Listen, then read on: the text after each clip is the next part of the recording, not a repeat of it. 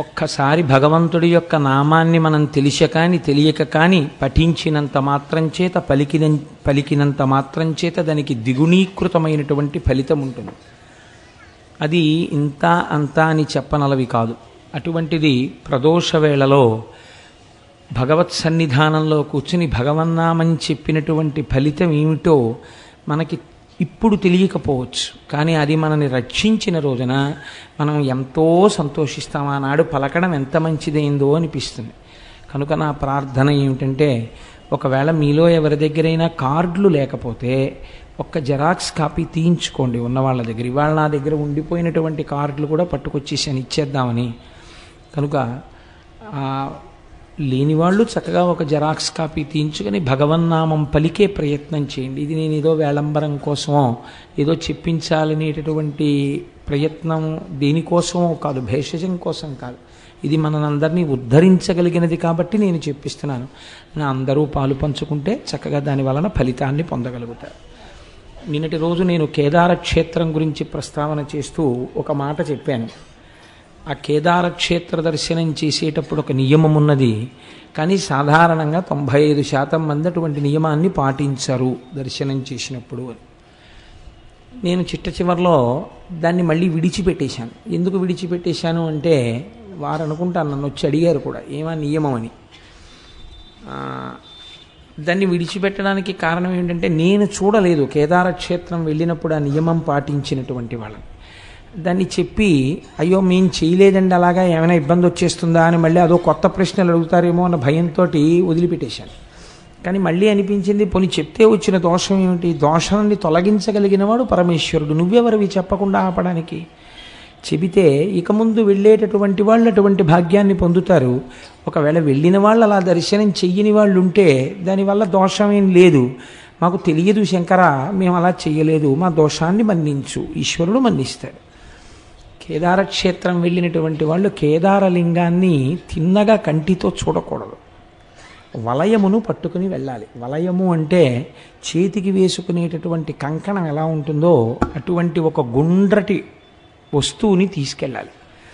తీసుకెళ్ళి అంతరాలయంలో ప్రవేశించగానే కంటి ముందు ఆ వలయాన్ని పెట్టుకుని అందులోంచి చూడాలి. అలా కానీ చూసినట్టయితే కేదారము చాలా గొప్ప శివలింగము కనుక, దర్శనము చేత మోక్షమీయగలిగిన శక్తి కలిగినటువంటి క్షేత్రం కనుక సమస్త బ్రహ్మాండము నిండినవాడు వీడే అని తెలుసుకోవడానికి ఒక వలయాకారాన్ని పెట్టుకుని కంటికి అడ్డంగా అందులోంచి చూడాలి కేదారలింగాన్ని. చూసి అది మళ్ళీ ఈ చేతికున్న ఏ కంకణమో తీసి చూస్తే దాన్ని అక్కడ పెట్టి రావలసి ఉంటుంది కాబట్టి మళ్ళీ మనసు ఒప్పదు. కనుక ముందే చక్కగా ఒక రాగి కంకణమో ఏదో పట్టుకుని వెడితే, రాగి చాలా ప్రశస్తం కనుక ఆ కంకణంలోంచి దర్శనం చేసి దాన్ని అక్కడ విడిచిపెట్టి రావచ్చు. కాబట్టి ఇక ముందు వెళ్ళేటటువంటి వారు అలా ఒక వలయంలోంచి కేదారలింగాన్ని దర్శనం చేసేటటువంటి ప్రయత్నములు చేసేదరుగాక. కాబట్టి నేను ఏది చెప్పడమా చెప్పకపోవడమా అని సంశయించి వదిలిపెట్టానో దాన్ని పూర్తి చేసేసాను. ఇప్పుడు ఇవాల్టి రోజున మనం ఓంకార క్షేత్రం గురించి 4 మాటలు మీకు విజ్ఞాపన చేసేటటువంటి ప్రయత్నం చేస్తాను. కావేరికా నర్మదయోః పవిత్రే సమాగమే సజ్జనతారణాయ సదైవ మాంధాతృపురేవతంస ఓంకారమీశం శివమేకమీడే అంటారు. మాంధాతృపురము అనబడేటటువంటి చోట వెలిసినటువంటి వాడు ఓంకారేశ్వరుడు. ఓంకారేశ్వర క్షేత్రం చాలా చిత్రమైనటువంటి క్షేత్రం. అక్కడ 2 శివలింగములు వెలిసాయి, స్వయంభూలింగములు. ఒకటి కాకుండా 2 వెలిసాయి. ఒకటి ప్రణవాకార పరమేశ్వరుడు అంటారు, ఓంకార స్వరూపి అయి ఉంటాడు. రెండవది మనం ఓంకారం అమలేశ్వరం అంటాం. అమలేశ్వరుడు అన్న పేరుతో ఒక శివలింగం వెలిసింది. దీనికి కారణమేమి అంటే, నారద మహర్షి త్రిలోక సంచారి. వారు భగవన్నామని చెప్తూ లోకంలో ఎక్కడెక్కడ ఏ విధంగా జ్ఞానాన్ని ఆవిష్కృతము చెయ్యాలో తెలుసున్నవారు కాబట్టి, మహానుభావుడు గురుస్వరూపం కాబట్టి వారు అంతటా తిరుగుతూ ఉంటారు. అటువంటి నారద మహర్షి ఒకనాడు వింధ్యపర్వతం దగ్గరికి వచ్చారు. మనకి తెలియకుండానే ఒక అలవాటు ఉంటుంది, బాగా ఎక్కువగా ఏదో యాత్రలో క్షేత్రాల్లో చేసేటటువంటి వాడు, అలాంటి అలవాటు ఉన్నవాడు మన ఇంటికి వచ్చాడు అనుకోండి, మనం ఓ ప్రశ్న ఇస్తాం, ఈ మధ్యకాలంలో ఎక్కడికి వెళ్ళారు ఏమిటండి మీరు అంటాం. ఆయన ఎక్కడికో వెళ్ళానంటాడు. అక్కడ ఎలా ఉంటుందండి? ఏమిటా క్షేత్ర ప్రాశస్త్యం అంటే సంతోషంగా ఏవో 4 మాటలు చెప్తారు. మను చరిత్రలో కూడా ఏ ఏ దేశములను గ్రుమ్మిడి తెరిమీరే ఏ నదులు చూచినారు అంటూ ప్రశ్న వేస్తాడు ఆ ప్రవరాఖ్యుడు, ఆ వచ్చినటువంటి యోగిని. కనుక వింధ్యపర్వతం కూడా నారదుణ్ణి ఇదే ప్రశ్నించింది. వింధ్యపర్వతానికి ఒక అహంకారం. ఏమిటా అహంకారం అంటే, నేను చాలా గొప్పదాన్ని, నా అంత ఎత్తున్న పర్వతం ఎక్కడుంటుంది? ఇదొక అర్థం లేని అభిజాత్యం. ఇది వింధ్యపర్వతమే అనుకోకండి. మీకు ఆ జీవితంలో ఒక గొప్ప పాఠాన్ని నేర్పడం కోసమని మనకి ఈ స్వయంభూలింగాల యొక్క చరిత్రలు ఇవి వస్తాయి. వాటిని మనం సమన్వయం చేసుకోవాలి. వింధ్యపర్వతానికి గర్వం అండి అని వినడానికి మనకి ఎందుకండి ఆ పురాణం? ఇంకా ఏదో ఒక అంశాన్ని తీసుకుంటాం, ఏదో ఒక చిన్నది, అది ఈశ్వర విభూతి అని మీరు అనుకున్నారనుకోండి, మీకు అహంకారం ఉండదు, చాలా సంతోషంగా ఉండగలుగుతారు. కానీ అది ఈశ్వర విభూతి అని అంగీకరించకుండా ఇది నాది అన్న భావన పొటమరించింది అనుకోండి, వెంటనే అందులోంచి అహంకారం వస్తుంది. ఆ అహంకారం తప్పకుండా పతనహేతువే అవుతుంది తప్ప అది ఉద్ధరణకు కారణము కాదు. కానీ బోధించినటువంటి గురువు చాలా గొప్పవాడు, చమత్కారి. అహంకారాన్ని కూడా ఎలా తీయాలో ఆయనకి తెలుసు, అంత చమత్కారం చేశాడు ఆయన. మీరు చూడండి, మనకి శాస్త్రంలో ఒక గొప్ప విషయాన్ని ప్రతిపాదన చేస్తారు. క్రోధము అని ఒకటి ఉంటుంది మనకి. క్రోధము అంటే దీర్ఘకాలికమైనటువంటి కోపం. కొంతమందికి కోపం వస్తే ఓ పట్టాను వదలదు. ఉత్తమే క్షణకోపస్య మధ్యమేద్ఘటికాద్వయం అధమేచ దహోరాత్రం పాపిష్టే మరణాంతక. అంతంత కోపాలు ఉంటాయి ఒక్కొక్కడికి. ఎప్పటిదో విషయం, ఎంత జ్ఞాపకం పెట్టుకుంటాడో చెప్పలేను, రాజీ పడలేడు జీవితంలో. అంత దీర్ఘకాలికమైన కోపాన్ని క్రోధము అంటారు. ఈ క్రోధముతో ఉన్నవారు అమ్మవారి పాదాలని గట్టిగా పట్టుకోవడం అలవాటు చేసుకుంటే అమ్మవారు దాన్ని ఒక శక్తిగా మారుస్తుంది. ఏమి ఆ శక్తి అంటే, క్రోధము సాధనగా మారుతుంది. ఇవే ఆయుధాలకు ఉండేటటువంటి రుణాత్మక ధనాత్మక శక్తులు అని పిలుస్తారు. ఇప్పుడు ఆ క్రోధం ఏమైపోతుందంటే, నేనెందుకు అవలేను అలాగా అన్న సాధనకి వెళ్ళిపోతుంది. ఇది విశ్వామిత్రుడి జీవితంలో జరిగింది. విశ్వామిత్రుడి తపస్సు క్రోధంతో ప్రారంభం. కానీ ఆ క్రోధన దేనికి వెళ్ళిందంటే, బ్రహ్మర్షిత్వం వైపుకి సాధనగా మార్చింది అమ్మవారు. చిట్ట చివరికైనా బ్రహ్మర్షి కాగలిగాడు. కాబట్టి ఒక్కొక్కసారి మనలో ఉండేటటువంటి దుర్గుణములు సామాన్యులైనటువంటి వారి పట్ల ప్రకోపించాయనుకోండి, అవి ఎందుకు పనికిరావు. వాడు వాణ్ణి తిట్టడానికి, మనం వాణ్ణి తిట్టడానికి పనికొస్తాయి అంతే. కానీ ఈ ప్రశ్న మీరు గురువు దగ్గర వేసినప్పుడు గురువు చెప్పేటటువంటి సమాధానం చాలా చమత్కారంగా ఉంటుంది. అదే గురువు అంటేనండి, ఆర్ట్ ఆఫ్ క్వశ్చనింగ్ గురువు అంటే. గురువు అంటే ఒక ప్రశ్న చేత మీ జీవన పథాన్ని తిప్పగలిగిన వాడు. ఇది అందరూ చెయ్యలేరు. అందుకే ఆ గురువు సరి అయిన వాడు కాకపోతే జీవితం ఎలా పాడు చేస్తాడో చెప్తారు రామకృష్ణ పరమహంస. పరమహంస ఒకనాడు మారేడు వనంలోంచి నడిచి వెళ్ళిపోతున్నారు కాళికానయంలోకి, అసుర సంధ్య వేళ. అక్కడ ఒక బురదపాము బోదురు కప్పని పట్టుకుంది. బోదురు కప్ప అంటే చాలా పెద్ద కప్ప. ఆ పెద్ద కప్పని పట్టుకుంది. దాని నోట్లోన విషం లేదు, ఏదో కొద్ది విషం ఉంది. ఆ కొద్ది విషానికి ఈ బోదురు కప్ప చావదు, పాము వదలదు. చూశారు, కీచ్ కీచ్ కీచ్ కీచ్ కీచ్ కీచ్ అని అరుస్తోంది కప్ప. ఇటు తిరిగి చూశారు మహానుభావుడు రామకృష్ణ పరమహంస. చూస్తే బురదపాము కప్పని పట్టుకుంది. ఓహో అనుకుని వెళ్ళిపోయారు కాళికాలయంలోకి. ఆయన ఒక 2-3 గంటలు అర్చన చేసి తిరిగి వస్తున్నప్పుడు ఆయనతో పాటు ఒక శిష్యుడు తిరిగి వస్తున్నాడు. సరి అయిన గురువు శిష్యుణ్ణి ఎలా ఉద్ధరిస్తాడు అని అడిగారు.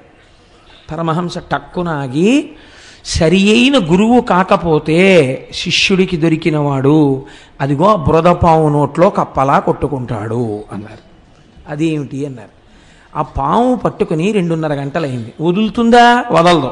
పోనా శిష్యుణ్ణి పోనిస్తాడా? ఫోన్లు చేసి వాడిని రా రా అని పీకు తింటాడు. ఏం చేస్తాడో అని భయం, వెళ్ళకపోతే ఏ శాపాలు ఎడతాడో అని. కాబట్టి వెడతాడు. పోనీ ఏమైనా జీవితం ఉద్ధరింపబడే మార్గం ఏమైనా నేర్పుతాడా? నేర్పడు.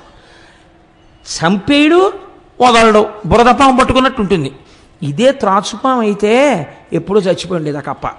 అంటే పునర్జన్మని పొంది ఉండేది, వేరొక జీవితాన్ని ప్రారంభించి ఉండేది. గురువు సరి అయిన వాడు కాకపోతే శిష్యుడి జీవితం ఇలా ఉంటుందన్నారు పరమహంస. అంటే ఆ శిష్యుడికి అర్థమైపోయిందంటే ఎటువంటి గురువుని పట్టుకోవాలి. ఒక్క ప్రశ్న చాలండి. అదే రామకృష్ణ పరమహంస దగ్గరికి వచ్చి, భగవంతుడు ఎప్పుడు ఎలా చూస్తాడు అని అడిగాడు ఒక శిష్యుడు. ఆయన ఏమీ మాట్లాడలేదు. ఓ యాపిల్ పండు చేతిలో పెట్టి, ఈ పండు ఈశ్వరుడు చూడని చోటుకెళ్ళి తినేసి రా అన్నాడు. అతను ఈ పొద్దున్న ఇచ్చారు ఈ యాపిల్ పండు. మర్నాడు పొద్దున్న వచ్చాడు. ఎలా? నీరసపడిపోయిన మొహంతో. ఏమైందన్నారు. భగవంతుడు చూడని ప్రదేశం నాకు కనపడలేదు, యాపిల్ పండు తినలేకపోయాను అన్నాడు. భూమి ఆయన, ఆకాశం ఆయన, నీరు ఆయన, నిప్పు ఆయన, చీకటి ఆయన, సూర్యుడు ఆయన, చంద్రుడు ఆయన, నేను ఎక్కడ తినను? ఎక్కడికి వెళ్ళినా భగవంతుడు కనపడుతున్నాడు అన్నారు. అంటే ఇప్పుడు అంతటా భగవంతుడు ఉన్నాడని నీకు అర్థమైపోయిందా అన్నారు. అర్థమైపోయింది అన్నారు. కాబట్టి నీకేం ప్రబోధం అక్కర్లేదు, వెళ్ళిరా అన్నారు. అంతే. దట్స్ ఒక్క ప్రశ్న మార్చేసిందంతే. కాతే కాంతా కస్తే పుత్ర సంసారోయమతీవ విచిత్ర కస్యత్వం కుతయాయాత తత్వం చింతియ తదీయభ్రాత అంటారు శంకరాచార్యుల వారు. ఒక్క ప్రశ్న. కాతే కాంత, ఎవరిని భార్య ఆలోచించు. కస్తే పుత్ర, నీ పిల్లలు ఎవరు? ఎక్కడి నుంచి వచ్చారు? నా పిల్లలు అంటున్నావే, ఎక్కడి నుంచి వచ్చారు వాళ్ళు? సంసారోయమతీవ విచిత్ర, నీ భార్య ఎవరో నీకు తెలియదు, నీ బిడ్డలు ఎవరో నీకు తెలియదు, ఏమిటి అలా పట్టుకు వేళ్లాడుతున్నావు? పోనీ వాళ్ళ గురించి నాకు తెలియదండి అంటావేమో. కస్యత్వం, నువ్వెవరు? ఎక్కడి నుంచి వచ్చావు చెప్పు. ఇంటి నుంచి ఉపన్యాసానికి వచ్చాను, అమ్మ కడుపులోంచి ఎక్కడి నుంచి వచ్చావు అమ్మ కడుపులోకి? ఎవరికి తెలుసు? కస్యత్వం కుతయాయాత, ఏం తెలుసని అదిరిపడిపోతున్నావు? తత్వం చింతియ తదీయభ్రాత, ఒక్కసారి ఆలోచించు. నీ జీవయాత్ర ఏమిటో, నీ బ్రతుకేమిటో బయటపడిపోతుంది. ఎందుకు ఇలా మాట్లాడతావు? అహంకారంతో మాట్లాడడం తగ్గిపోతుంది అన్నారు. అంతే శంకరాచార్యుల వారు. గురువు అంటే అద్భుతముగా మాట్లాడగలిగినవాడు. ఎదుటివాడిలో ఉన్నటువంటి స్వభావాన్ని ఎత్తి చూపకుండా, దుర్గుణాన్ని ఎత్తి చూపకుండా, ఆ దుర్గుణాన్ని ఈశ్వర సాధనగా మార్చగలిగినవాడు. అటువంటి ప్రజ్ఞా దురంధరుడెవరో ఆయనని గురువు అని పిలుస్తారు. సర్వ భూమికలలో ఉన్నవాడిని గురువు ఉద్ధరించగలడం. ఏ భూమికలో ఉన్నవారు వారిని ఎలా ఉద్ధరించాలో గురువుకు తెలుసు. అలా ఉద్ధరించగలిగినటువంటి నైపుణ్యం గురువుకి అదో పెద్ద ప్రయత్నం చేత వచ్చింది కాదు. ఆయన అత్రినేత్ర శివ సాక్షాత్, ఆయన 3 కన్నులతో పైకి కనపడనటువంటి పరమశివుడు. ఆయన ద్విబాహుశ్చ హరిస్మృత, ఆయన 4 భుజములు కాకుండా 2 భుజములతో ఉన్నటువంటి శ్రీ మహావిష్ణువు. కానీ పైకి కనపడిన 4 ముఖములతో ఉన్న చతుర్ముఖ బ్రహ్మ నిరంతరము పరబ్రహ్మాన్ని అనుసంధానం చేస్తుంటాడు. తెలుసుకోవలసిన వస్తువు విద్దైతే దాన్ని చెప్పినది వేదం. తెలియబడవలసిన వస్తువు గురించి లోపల నిరంతరము తిప్పుతూ బాహ్య ప్రపంచానికి దూరంగా ఎప్పుడూ తనలో తాను రమిస్తూ ఉంటాడు. యోగరతో వా భోగరతో వా సంగరతో వా సంగవిహీన యస్యద్ బ్రహ్మణి రమతే చిత్తం నందతి నందతి నందత్యేవ. అలా ఆనందపడిపోతూ ఉండేటటువంటి వాడెవరో ఆయన గురువు. ఆయన సాక్షాత్ పరబ్రహ్మ. అందుకే గురుర్ బ్రహ్మ, గురుర్ విష్ణు, గురుర్దేవో మహేశ్వర, గురు సాక్షాత్ పరబ్రహ్మ తస్మై శ్రీ గురవై నమః. ఆ గురువుకి ఏది చేత కాదు. ఆయన దీనికోసం ప్రత్యేకం ఏదో సిలబస్ నేర్చుకోక్కర్లేదు. ఎదుటివాడు మాట్లాడిన ఒక్క మాటకి అంతే. ఒక్క మాట గురువు మాట్లాడా అవతల వాడి జీవన పథమే మార్చగలుగుతాడు. అంత లోకోన్నతుణ్ణి చేసేస్తాడు, అంత సర్వోత్కృష్టుణ్ణి చేస్తాడు. తాను ఇప్పటి వరకు ఏది ఉత్కృష్టత అనుకుంటున్నాడో దాని నుంచి తిప్పి అసలైనటువంటి పదం ఏదో, ఏ పదం వైపుకెళ్లాలో ఆ పదం వైపుకి గురువు తిప్పగలడు. అదృష్టమేమి జీవితంలో అటువంటి నారదుడితో వింధ్యపర్వతం మాట్లాడడం. ఎంత అహంకారం ఉన్నవాడైనా కావచ్చు, ఒక గురువు దొరకడమే జీవితంలో అదృష్టం. ఆ గురువుతో మాట్లాడడమే అదృష్టం. వాడి జీవితం మారిపోతుంది అంతే. చూడండి, అందుకే శంకరాచార్యులు వారి రుణం మనం తీర్చుకోలేమండి. శంకరులు అందుకే అంటారు, మనుష్యత్వం ముముక్షత్వం మహాపురుష సమాశ్రయ. మహాపురుషుడు ఒకడు జీవితంలో తటస్థపడడం, ఆయనతో మాట్లాడగలగడం, ఆయన ఒక ప్రశ్న వేసి జవాబు తెలుసుకోగలగడం, ఆయన పాదసేవనం చెయ్యగలగడం, ఆయన వెనక ఆయన వస్తువుని వహించగలగడం, ఇవన్నీ కూడా జీవితంలో నీకు దొరకాలంటే దొరికే అదృష్టములు కావు. కొన్ని కోట్ల జన్మల తర్వాత నీకు ఆ అదృష్టం లభిస్తోంది.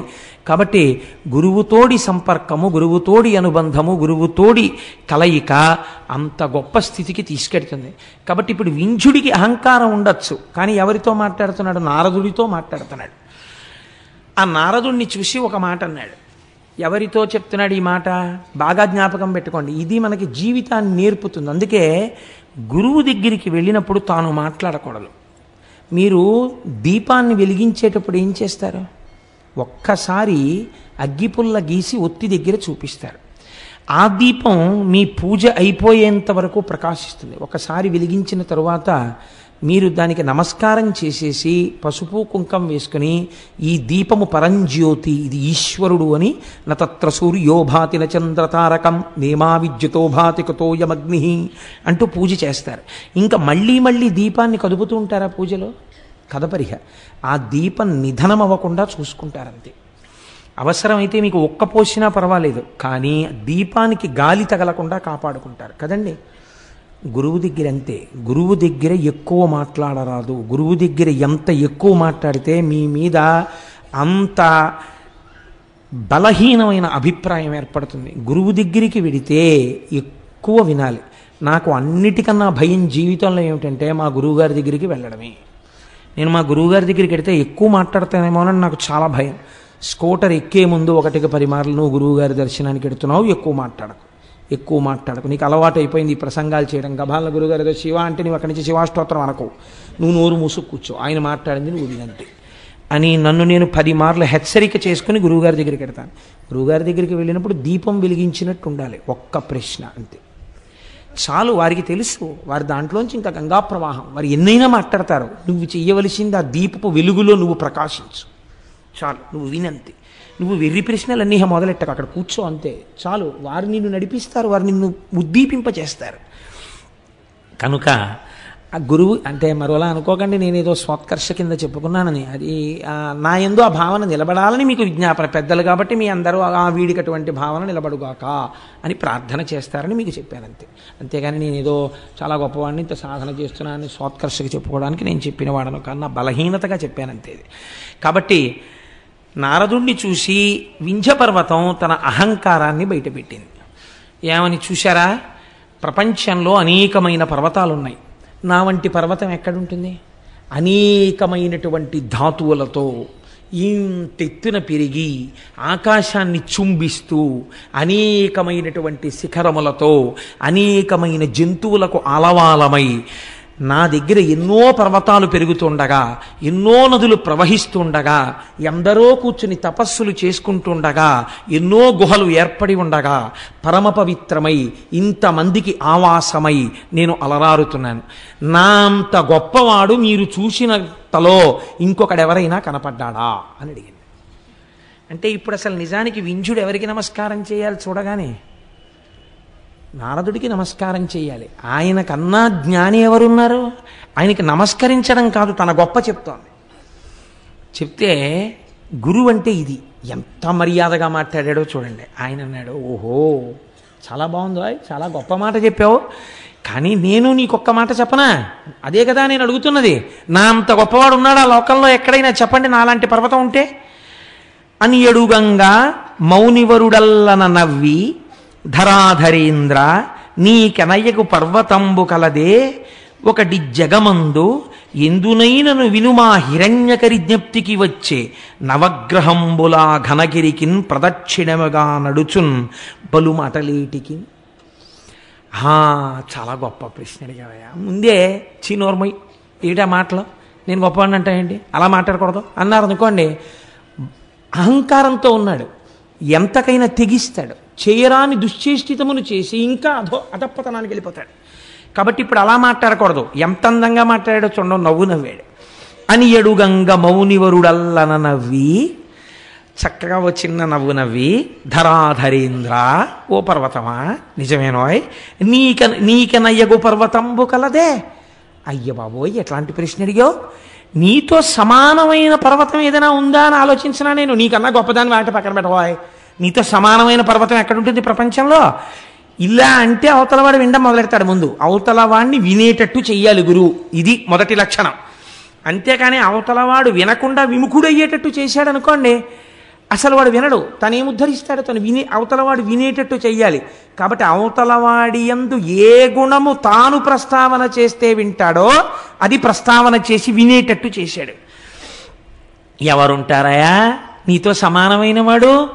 ఒకటి జగమందు ఎందునైనను, అబ్బెబ్బెబ్బే నీతో సమానమైన వాడు ఎక్కడున్నాడయా అన్నట్లో గుర్తొచ్చింది. వినుము, ఆ హిరణ్యగరి జ్ఞప్తికి వచ్చే అప్పుడే జ్ఞాపకం వచ్చినట్టు మాట్లాడుతున్నాడు. నాకు నువ్వు అలా అంటే గుర్తొచ్చింది, మేరు పర్వతం ఉందయ్యోయ్ గొప్పది అన్నాడు. ఎందుకు గొప్పది? ఇప్పుడు నేనే అనుకుని సంతోషంగా ఉన్నాడు. ఆ జ్ఞప్తికి వచ్చే హేమపర్వతం ఒక్కటి కలిగే ఒక బంగారు పర్వతం ఒకటి ఉంది, అదే మేరు పర్వతం. ఏమిటండి దాని గొప్ప అన్నట్టుగా వింటున్నవాడు ఏం చేస్తాడు? ఎందుకండి అని అడగనివాడు గురువు. అన్నాడు. భృకుటి ముడి వేశాడంతే వింధ్యపర్వతం. వెయ్యగానే కారణం చెప్తున్నాడు. నీకు లేదని చెప్పడు, వాడికి ఉందని చెప్పాడు. ఏది చెప్పాడు? నీకన్నా ఐశ్వర్యం ఎక్కువ ఉంది, నీకన్నా ఎన్ఎస్సి సర్టిఫికెట్లు ఉన్నాయి, నీకన్నా ఫిక్స్డ్ డిపాజిట్లు ఉన్నాయని చెప్తే గురువు ఏమిటి? వాడికి ఏమున్నాయో తెలుసుకోవడానికి ఆ గురువు గారు. వాడికి ఎంత ఐశ్వర్యం ఉంటే వీడికి ఎందుకు? ఎన్నడూ తనతో సంబంధమున్న వారి ఐశ్వర్యమును గురించిన ఆలోచన గురువుకుండా రాదు. ఆయనకి ఎంత ఉన్నా ఆయన ఇంకా ఉన్నతిలోకి రావాలను ఆశీర్వచనం చెయ్యండి. అవతల వారి ఐశ్వర్యం గురించి నీకెందుకు? నువ్వు గురువు అయితే వాళ్ళ ఆధ్యాత్మిక ఉన్నతి గురించి ఆలోచించు. వాళ్ళని నువ్వు ఎంత బాగా వృద్ధిలోకి తీసుకొద్దామని ఆలోచించు. అంతవరకు ఐశ్వర్య సంబంధం నీకేమిటి మధ్యలో అసలు? కాబట్టి ఇప్పుడు ఆయన అన్నాడు, నీకన్నా ఎందులో గొప్పదో తెలుసా మేరు పర్వతం? నవగ్రహంబులా ఘనగిరికిన్ ప్రదక్షిణమిగా నడుచున్ పలు మాటలేటికిన్. నవగ్రహాలు ఆకాశంలో తిరుగుతున్నప్పుడు ప్రపంచంలో నవగ్రహాలకి అందరూ నమస్కారం చేస్తారు. అవే కదా సుఖదుఖాలు నిర్ణయిస్తాయి. ఆ నవగ్రహాలు మేరు పర్వతం యొక్క శిఖరానికి ప్రదక్షిణంగా తిరుగుతుంటాయి. నవగ్రహముల చేత ప్రదక్షిణం చేయబడుతుంటుంది ఆ మేరు పర్వత శిఖరం. ఎంత గొప్పదయా మేరు పర్వతం అన్నాడు. అనేటప్పటికీ ఈయనకి చాలా బాధేసింది. నిజమే, నాకు ఉన్నాయి ఇంతంత శిఖరాలు. ఏది ఎవరు తిరుగుతున్నారు నా శిఖరాల చుట్టూ? కుక్కలున్నాయి, ముంగిసలున్నాయి, పావులున్నాయి, పెద్ద పులులున్నాయి, సింహాలున్నాయి, నదులున్నాయి, పర్వతాలు, అరణ్యాలున్నాయి. ఏది అట్లాంటి కీర్తి నాకు ఎక్కడుంది? ఇప్పుడు వెంటనే అన్నాడు, ఏం చెయ్యమంటావు అయితే నన్ను? నేను కూడా అలాంటిదేదో పొందాలి. ఇప్పుడు నవగ్రహాలు ప్రదక్షిణం చేసినప్పుడు మేరు పర్వతం పొందినటువంటి ఉన్నతి ఏది ఉన్నదో అంతటి ఉన్నతి కన్నా గొప్ప ఉన్నతిని తాను పొందాలి. అది ఏ ఉన్నతి? ఏం చేస్తే అంతకన్నా గొప్పదవుతుంది? అతనికి ఒకటి తెలిస్తే కదా అది అడగడానికి.